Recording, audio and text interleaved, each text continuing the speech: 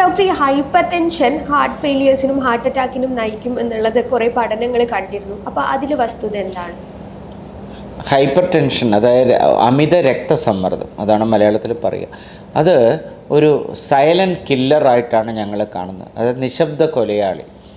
അത് hyper tension ആദ്യത്തെ സ്റ്റേജുകളിൽ, പ്രാരംഭ ദശയിൽ രക്തസമ്മർദ്ദം അളർന്നാൽ മാത്രമേ രക്തസമ്മർദ്ദം അമിതമായിട്ടുണ്ടോ ഇല്ലയെന്ന് മനസ്സിലാക്കാൻ സാധിക്കൂ. പല രോഗികളും എന്നെ കാണാൻ വരുമ്പോൾ പറയും, അത് രക്തസമ്മർദ്ദമൊക്കെ എനിക്ക് അറിയാം ഡോക്ടറെ, കൂടിയാൽ എനിക്ക് അതിൻ്റെ ലക്ഷണങ്ങൾ. ഈ കൂടിയ ലക്ഷണങ്ങൾ വരുന്നു എന്ന് പറഞ്ഞാൽ അത് വളരെയധികം കൂടുമ്പോൾ മാത്രമാണ് അത്തരം ലക്ഷണങ്ങൾ ഉണ്ടാവുക.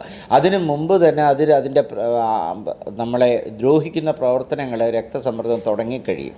അപ്പോൾ രക്തസമ്മർദ്ദത്തെ അങ്ങോട്ട് പോയി കണ്ട് മനസ്സിലാക്കി ചികിത്സിക്കുക എന്നുള്ളതാണ് അതിൻ്റെ തത്വം. രക്തസമ്മർദ്ദവും ഹൃദ്രോഗങ്ങളുമായിട്ട് അഭേദ്യമായ ബന്ധമുണ്ട്. ഈ രക്തസമ്മർദ്ദം രക്തക്കൊഴലുകൾക്കുള്ളിലുള്ള രക്തത്തിൻ്റെ പ്രഷറാണ് പറയുന്നത്. അങ്ങനെ പ്രഷർ കൂടുമ്പോൾ ഹൃദയധമനികൾക്ക് കേടുവരാം, തലച്ചോറിലെ ധമനികൾക്ക് കേടുവരാം, കിഡ്നിക്ക് കൊണ്ടുപോകുന്ന വൃക്കകൾ കൊണ്ടുപോകുന്ന രക്തക്കൊഴലുകൾക്ക് കേടുവരാം, നമ്മുടെ മഹാധമനിയായ അയോർട്ടയ്ക്ക് കേടുവരാം, മറ്റൊരു ശരീരഭാഗങ്ങളിലെ രക്തക്കൊഴലുകൾക്കും കേടുവരാം.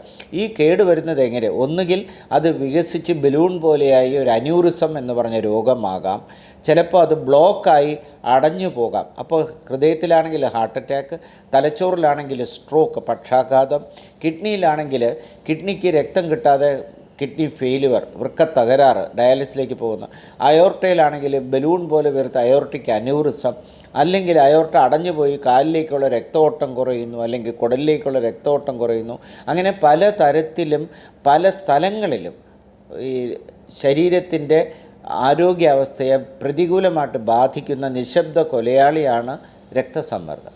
അതിൽ ഇത് മനസ്സിലാക്കിയാൽ ഇതിന് പരിഹാരമുണ്ടോ എന്നാണല്ലോ ആദ്യം. നമുക്കൊരു ദോഷമുണ്ടെങ്കിൽ പരിഹാരമുണ്ടോ എന്നാണ് ജാതകത്തിൽ ചോദിക്കുക. അതുപോലെ തീർച്ചയായിട്ടും രക്തസമ്മർദ്ദത്തിന് പൂർണ്ണമായും പരിഹാര മാർഗങ്ങളുണ്ട്. രക്തസമ്മർദ്ദം നിയന്ത്രിക്കുക, നിയന്ത്രിച്ച ഒരളവിൽ വയ്ക്കുക, അതിന് മരുന്ന് കൃത്യമായിട്ട് കഴിക്കുക. ഇതിൽ നിന്ന് ജന്യമാകുന്ന എല്ലാ രോഗങ്ങളെയും നമുക്ക് തടയാനാകും.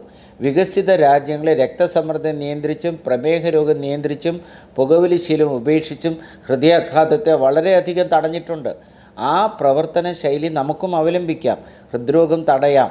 അതിൽ പലപ്പോഴും ഞാൻ സമൂഹത്തിൽ കണ്ടിരിക്കുന്ന ഒരു അപകടമെന്ന് പറയുന്നത്, മുറി വൈദ്യന്മാരോ അല്ലെങ്കിൽ സുഹൃത്തുക്കളോ പറയും, രക്തസമ്മർദ്ദത്തിന് ഇത്ര അധികം മരുന്ന് നീ കഴിക്കുവാണോ, ഇതിൻ്റെ ആവശ്യമില്ല, ഇപ്പോൾ എല്ലാവരും നോർമലല്ലേ, മരുന്ന് നിർത്തിക്കോ എന്ന് പറയും. ഈ നോർമലാകുന്നത്, ഞാൻ സാധാരണ രോഗികളോട് പറയാറുള്ളത്, നിങ്ങളൊരു കുടക്കീഴിൽ മഴയത്ത് നടക്കുന്നു എന്നിരിക്കട്ടെ, മഴ നിങ്ങളെ നനയുന്നില്ല. അപ്പോൾ മഴയില്ലാത്തത് കൊണ്ടല്ല നിങ്ങൾ നനയാത്തത്, കുടയുള്ളത് കൊണ്ടാണ് നനയാത്തത്. അതുപോലെ ഒരു കുടയാണ് രക്തസമ്മർദ്ദത്തിൻ്റെ മരുന്ന്. ആ മരുന്നിനടിയിലാകുമ്പോൾ നിങ്ങൾക്ക് രക്തസമ്മർദ്ദം നോർമലാണ്. പക്ഷേ മറ്റൊരാളുടെ നിർദ്ദേശപ്രകാരം ആ കുട മടക്കിയാലോ, നിങ്ങൾക്ക് രക്തസമ്മർദ്ദത്തിൻ്റെ എല്ലാ ദോഷങ്ങളും വരും. അപ്പോൾ രക്തസമ്മർദ്ദത്തിൻ്റെ മരുന്നുകൾ ഒരു ഡോക്ടറുടെ നിർദ്ദേശപ്രകാരം മാത്രം ക്രമീകരിക്കുകയും സ്വമേധയാ രക്തസമ്മർദ്ദം അളക്കുകയും ചെയ്യുക.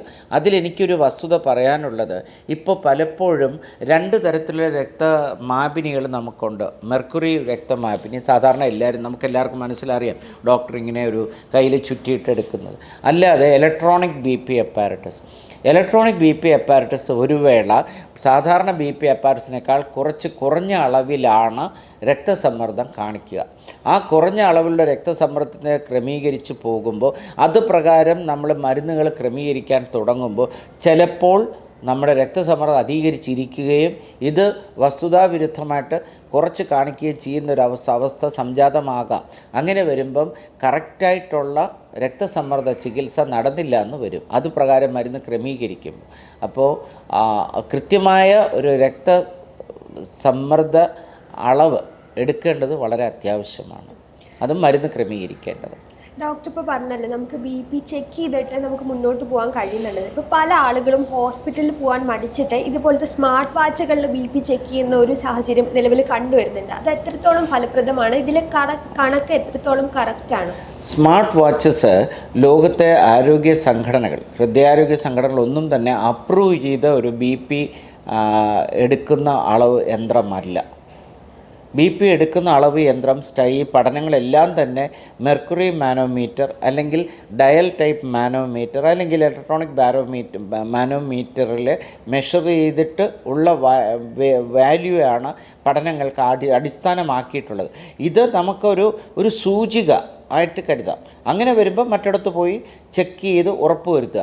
പിന്നെ ആജീവനാന്തം വാച്ച് മാത്രം കൊണ്ട് ഡിപ്പെൻഡ് ചെയ്യാതെ ഇടയ്ക്കിടയ്ക്ക് സമയം കിട്ടുമ്പോൾ ആശുപത്രിയിൽ പോയി ഒരു ഡോക്ടറുടെ കീഴിലോ അല്ലെങ്കിൽ ട്രെയിൻഡ് നേഴ്സിൻ്റെ കീഴിലോ BP എടുത്ത് നോക്കുന്നത് എപ്പോഴും നല്ലതാണ്.